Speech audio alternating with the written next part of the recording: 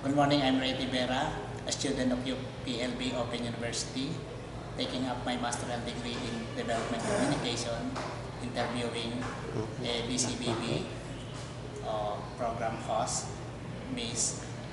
Rowena Weng Salvacion. Maway, I was able to hear your program last night. What is the title of the program? Yung gabi ng 9 to 10, harana ng balita pa. So,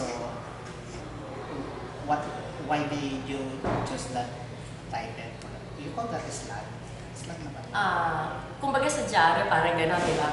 Pero sa amin, that's a program title. Program title.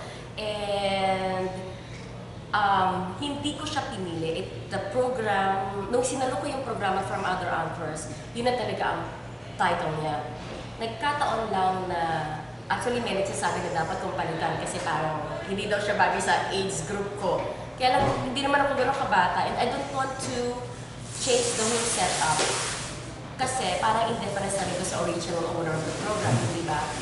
And then, up pa rin naman siya, eksakto pa rin naman siya kasi harang, musical naman yung takbo ng programa and balita. Kasi priority pa rin ang news basta merong nangyari, basta may balita, kailangan ipapasok yun. Kaya eksakto lang siya and I didn't want to change it. So you mentioned a while ago about the magazine type. Yung magazine type naman na program ay yung Say Mo, Say Consilio. Kasama ko naman doon si Benji Liwanag, yung Malacanang reporter namin. And happy lang yung program kasi we do not tackle heavy issues there, but more on personal issues kasi nagbibigay kami doon ng tips on how to better your life, your personality, and your character. And katulad halimbawa ng tips sa pagtitipid, on what to eat para mas maging mabilis yung metabolism ng katawan, yung mga ganong tipo. And how to make your new year the best year for you, yung mga ganong klase.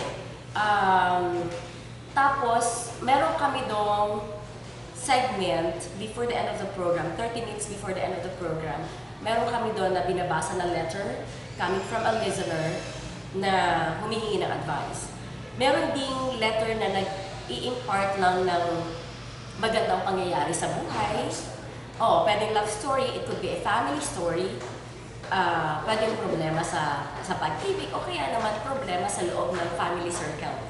And then, kung ano yung ideas namin ni Benji, nabibigay namin doon through advices. Pero, ako, nagiging seryoso ako doon kasi pag problema na hindi mo dapat aasarin yung humihingi ng advice kasi kaya nga naghihingi ng advice sa iyo yun dahil naglalabas siya ng sama ng loob, naglalabas siya ng angst, ng anxiety, ng depression. So kapag in-educate mo siya, baka naman magpatiwakal yun, hindi ba? So somehow, kaya lumapit siya yun, naghahanap siya ng way out. At yun ang pwede mong ibigay kung ano man ang nasa isip mo on that particular moment. Yung advices na yun, pag nabasa namin yung letter, dun lang na-form sa isip namin ni Benji yun. Impromptu yun. Hindi namin siya ini-script. Walang script yun. Kaya kung makikita mo when we talk and when we give advice on a particular Sunday, halata siyang hindi binabasa. Hindi siya talaga binabasa kasi ano siya, automatic lang siya na lumalabas sa isip namin. Hindi siya scripted. Usually pang radio din. Oo. Para sa amin hindi. The whole program itself, hindi siya scripted. So that is considered to be magazine. Yeah, yung mga ganong klase ng tipo ng program pwede mo i-consider. Pero, yun nga, as we go along, pag nasa radyo ka kasi, hanggat, lalo na kung hindi canned ang program mo, sarili mong diskarte yan eh. Sarili mong diskarte. Anything could happen. Hindi porket ito yung set ng tema ng programa mo, eh hindi mo pwede singitan ng iba. Pwede yun, kasi napaka-spontaneous ng radyo. So, I heard yung mga texter asking for partners, friends. So, tapos ina-announce yung mga number. So, do you see feedback from them that they were able to get? Oo, yun ang happy moment ko doon sa harana ng balita naman yun, yung 9 to 10. Ang palagi ko sinasabi sa kanila, kasi nga, kumbaga, open for everyone. You can text, you can ask for your number to be aired, and as a host, choice mo yun kung babasahin o hindi.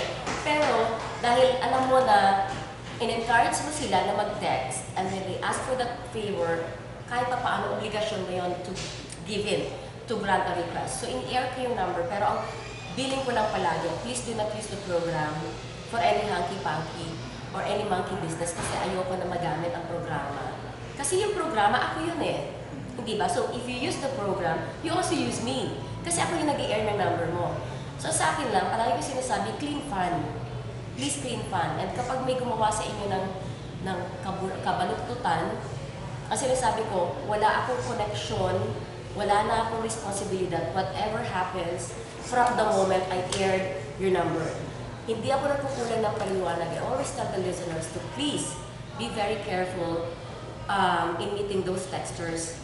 Kapag nakipag-eyeball kayo, make sure you're safe. Tatandaan niyo palagi, I always warn them, meron ang nananakawan, may nag-gang rape dahil sa Facebook, merong nakipag-eyeball sa ka-text na nagilitan ng leeg. So if you're not careful, it could happen to you. Wala akong responsibilidad whatever happens to you. Pag na-air ko ng program, ang iyong number, responsibilidad niyo na yun sa sarili mo. Kailangan, obligasyon namin yun as an anchor. Kailangan imulat mo ang listeners mo sa dangers outside. Because of the impact of the listeners. So the listeners, meron bang nagpakasal na? May magpapakasal pa lang, meron na nagpakasal, meron na mga naging mag-girlfriend and boyfriend, and wala, masaya lang. So you receive those feedbacks? Oo. Tinitext nila sa akin or binibigay through Facebook. Do you think that program is more visible on Sunday? Mas the best siya na sa amin, or it could be everyday but nighttime. Ako. Yung mga ganong tipo ng programa is for night, kasi relaxing siya. It could also be best for siesta time, like 2 p.m. to 3 every day, all music, pero hindi na yung format na mag-i-air ka ng number. I think it's not good to do that on daytime programs. Pero kung playing of music lang, pwede yun. Yung siesta time mo. Para mapapatulog yung mga listeners. Wala na makikinig sa'yo, hindi joke. If you play good music, kahit ano mangyari, hindi matutulog yan. Kagabi pa, maganda yung music. Ano yung actually request ng mga listeners yun? Nasabi ko request. So how do you rate in the industry? Ako, I'm not concerned about ratings. And honestly, mula na umupo ako sa program na yun, hindi ako nagtanong ng rating ng programa ko. I don't know. It's sa akin kasi, if the management thinks that I am not worthy to be there, and if I'm not rating good, and if they do not get good feedback about me handling the program, it's easy for them to take me out. And I am very much willing to give it up to someone who could handle it much better than I do. So rating is coming from the top? Parang gano'n na rin. Kasi ibig sabihin, they trust me. Di ba? And okay na sa akin yun. Okay na sa akin yun. Oo. And I can handle it good. Siguro depende na rin sa ano, kung nagsasawa na ang tao at nakikita yun ng management or someone would ask the management ng palitan na yan, kailangan na ng bago. Kailangan mo na surrender yung trono mo, ibigay mo sa somebody para there's always something new. Hindi ba? You have to innovate it. Sa tagal ko na rin naman na hinahawakan ng programa, ayoko na rin naman na tumanda at ubod-ubod na ako Hindi na ganito yung boses ko, di ba? Tapos mag-i-ere pa rin ako. Ayoko naman na gano'n. So, my next question is, how about the equipment of the radio DCBB? Pag equipment, kailangan mo na makipag-usap sa engineering namin. Pero sa amin, we try to, alam mo yung console namin? It's an old console. Nung dumating ako, I think that's the one we've been using. It works so good and it airs so good, hindi ba? So, pag may bago, we test it. Pag pwede at maganda, ano namin, ginagamit So, namin. you have the latest technology, latest... Oo naman, we do. Kaya pasyalan natin. Hindi ko pwedeng gawin yun. It's not in my authority to do that. At saka yung press media namin wala dito. Nasa Tandasora yun. Oo, malayo siya dito. Technology, does it affect the radio industry like? It does. It does a lot. Pero ang sa akin, mas maganda ang effect ng bagong teknolohiya sa industriya, mas malawak ang reach, mas malayo ang tapon ng signal. Minsan nga kahit wala kang relay station, sumasabog ang signal mo. Like, in Hulosulu, in Bacolod, sa halalan na balita pa, nagugulat ako. May Zamboanga listener ako, mayroon akong Mountain Province listener, merong Hulosulu, may Bacolod, may Iloilo, and I'm airing in Metro Manila. Well, one, because we have relay stations. Pero sa mga areas na wala kami, naririnig din kami. Ibig sabihin, ganun kalakas yung transmitter namin, di ba? And then, technology, internet, napakalaking tulong. Sobrang lakas ng sa feedback sa listeners. Hindi mo na kailangan mag-survey basta-basta, di ba?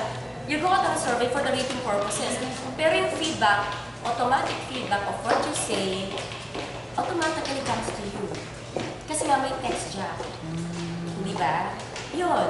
So nakalagay na rin kung anong area yung mga listener. Oo, meron sinasabi yung halimbawa, like si Miss Bren ng Bacolod, regular listener namin yun. Sinasabi niya from Bacolod, or from Hulosulu, or from Las Piñas, from Makati, from Camuning. Minsan nalalagay na yun. Karamihan naman nagtitext, nilalagay na nila from where they are. So, from there, nag-gauge mo na kung anong klase yung listenership mo, kung anong klase at kung mga taga saan. What is the effect of digital radio? Yeah, digital radio naman is yung online. Hindi ba? Yung walang base na ganito. Meron man sila, pero not like this. May mga online radio, pero iba pa rin ang reach na ganitong klase. Yung mainstream radio. Ma'am, you have the background. Yeah, I do. Ano yung background? Doon sa Buena Manong Balita, meron akong particular chosen na background music, and it is Waiting for the World to Change ni John Mayer. Napakaganda ng music na yun. Doon sa Same Mosaico sa inyo, walang particular. I just choose the songs from my lineup and I play it ng sunod-sunod na ka-segue sila. Sa haranan na balita pa, hindi rin ako, wala akong particular background music. Kung ano lang yung love song na mapili ko, maganda to. Yun ang background music ko for the rest of the night. So, Thank you. Yun nga, one thing that is relaxing is your Oo voice nga. and laugh. Ewan ko nga ba, baka what's with my laugh? Sabi ko para ako naman, ako tumawa. Hindi kasi pag tumawa ka parang walang problema. Totoo. Iba yung dating, di ba? Kasi, tatawa ka na nga lang, titipirin mo pa sarili mo. Ano kaya yun, di ba? Sarap-sarap kaya tumawa. It's good for the heart. Anyway, ang DCWB naririnig din sa different parts of the world kasi meron kaming streaming. Pag pumunta ka sa GMA, www.gmanews.tv, may makikita kang DCBB icon doon. Pag clinic mo yun, maririnig mo kami ng live on air. Parang gano'n. Yung mga nasa abroad. Oo. Marami kami listeners sa abroad. And we also get feedback from those listeners. Personally, kasi ako on Congress, I interview people behind the news. Pag senator, si Parabel yun. That's I guess 11 o'clock. Yung sa akin, mostly congressmen. And halimbawa, like yesterday, ang in-interview ko naman si Archbishop Emeritus Oscar Cruz. Oo, nagulantang ako meron. Oo, tsaka yung divorce. Gulantang ako, may group marriage na daw. Ano nangyayari sa mundo? Yun, so, mas seryoso siya kasi mas mabibigat yung issues na tinatakal. It's not personal, it's a society issue. How do you campaign for listenership? Well, una, I do not. Sa sarili ko. Ang DCBB kasi, meron na siyang, sa tagal na ng istasyon na to, meron na siyang suki, kumbaga. And, yun, tapos word of mouth, syempre. And, ang DCWB naman, wala siyang campaign for each program. Ang campaign niya ay para sa buong istasyon. Kaya kung nagpunta ka ng EDSA ka, kung nag-East Avenue, makikita mo yung billboard namin. When you watch GMA 7, you would see yung campaign video ng DCWB. Yun lang. Hindi kami, So yung prestige na mismo? hindi kami nahihilig. Ever since mapunta ko ng BB, hindi nahihilig yun sa parang promotion na mga personalities behind the microphone. How do you get feedback? Madali na ngayon. Kasi una, may text jack na kami where you can text your opinion, yung mga pabate, and whatever you want to say. Tapos mapasahin yun ng anchor. Through the text jack, magigauge mo yung impact ng mga sinasabi mo on air, yung may nakikinig pala sa'yo, yung mga ganun. Tapos halimbawa, you would urge the listeners to, ito yung pag-uusapan natin ngayon, baka meron kayong puro-puro, at kung gusto kayo ipatanong dito sa magiging guest natin on this issue, i-text nyo na po. Yan. So, by the time na magsisimula ka dun sa interview mo, nakikita mo na agad na bumabagsak na lumalabas na yung mga text messages. And through that, pwede mong i-tanong yung mga tanong mismo ng listeners mo doon sa magiging interview mo. So, isa yun sa feedback. And second, syempre, when you go around, because ako reporter ako, nakikita mo at narinig mo yung sinasabi ng mga kasama mo, ng mga tao sa paligid mo. Yeah, and that's the beauty of radio because they do not see you. Kind of mysterious pag natin sa listeners. They do not know you kasi hindi nila nakikita yung mukha mo. And somehow, you keep also your privacy. And you don't know na, hindi nila alam kung ano yung mukha. Ay, hindi. Hindi totoo yan. Haranan na balita pa. Haranan na balita pa. Haranan na balita pa. So, the objective is to entertain. Yes, to entertain. And actually, I want to make sure na yung mga listeners ay relax before they go to bed. Yun talagang pinaka-purpose ng Harana. Ayoko nung magpapakaseryoso at magpapaka-intelligente ako sa program na yun.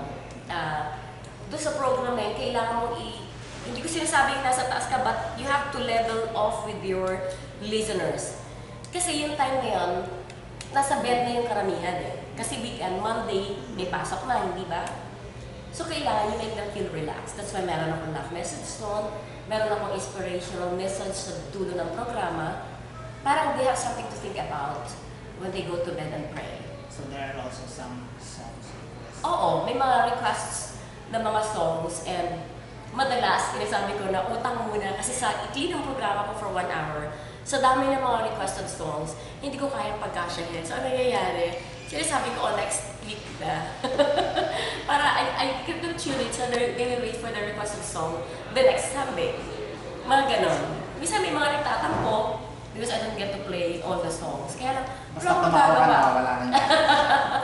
Medyo. Pero the point is, although syempre, yung listeners ang boss, they cannot also dictate yung tempo ng program mo. Hindi pwedeng, kaya nga sabi ko kagabi, sige, hindi na ako magsasalita. Puro na lang tayo music. Kasi ang dami nagde-demand, asa yung requested song mo. Pero as an anchor, you also have to balance it. Meron din naman na mga listeners na nagsasabi sa text na, pwede ba huwag ka na mag-play ng song, you just talk. You just want to hear you. Hindi naman pwede yun. Masakit sa lalamunan din yun. So, kailangan balance yun. So, kailangan marunong kang mag-balance yung timpla ng programa mo. You know when to read the message, alam mo na kung kailan ka puputol para hindi ka rin nag-overlap sa next program. And syempre, yung Harana na balita pala, it caters only to like soft music. Hindi ako nagpiplay ng mga loud music, especially yung mga rock. Kagabi magaganda yun. Oo, hindi ako nagpiplay. Mga ganun yung genre ng music na pinaplay ko. Hindi objective is to make them feel good ng gabing yon para they would wake up in a good mood the next morning, which is Monday, the start of the week. So, Sunday ng kadalasan. Puro Sunday lang siya. And then I get to pitch hit pag merong mga walang actors, yung gano'n. Pwede ako nag-news kasi ako ng 1 hour, may katandem. Minsan pag wala sila na Roque or wala si Igan, Arnold, Claudio, dakilang reliever nga ako eh. Ako yung nag-pitch hit. Minsan naman pag wala si Susan Enriquez, I take care of the whole program for 1 hour. Bakit napili mo mag-program mo ng Saturday? Una, it's not my choice. Kumbaga, it was a blessing na nag-land sa lap ko. It was an opportunity. Katulad ng Harana, yun ang first program ko sa DCWB.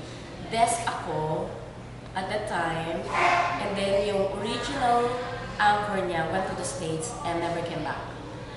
As a desk, sinabihan ako walang choice kundi ako umupo kasi hindi pwedeng walang mag-air. And then, eventually, hindi na siya naalis sa akin. So hanggang ngayon, hawak ko yung program. Ibig sabihin, siguro I'm doing good. Kaya hindi na nagpalit ng anchor ng ang Kasi management. listener mo ako eh. Yun.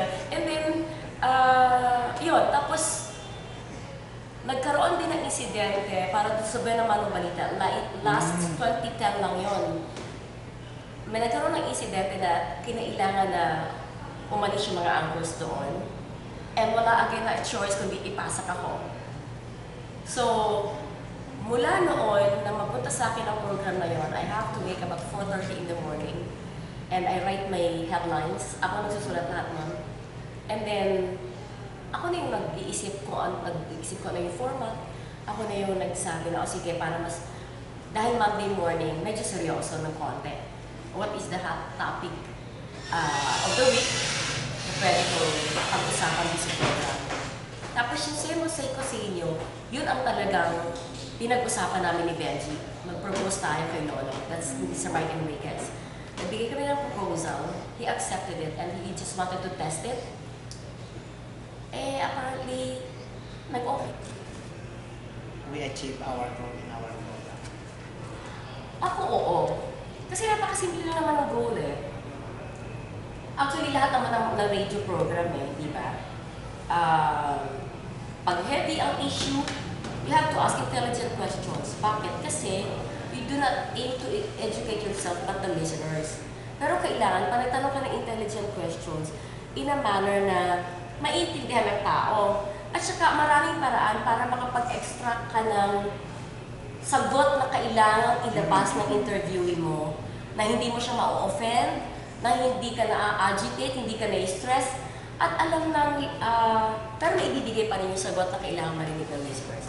Maraming paraan, pero ang maganda dun kasi, pag kampante sa'yo yung interviewee mo, pagkakilala mo siya, and mas maganda kung halimbawa mag-set ka ng interview, lalo na kung masyadong heavy yung issues, at alam mo magiging mahaba yung interview, beforehand, kakausapin mo.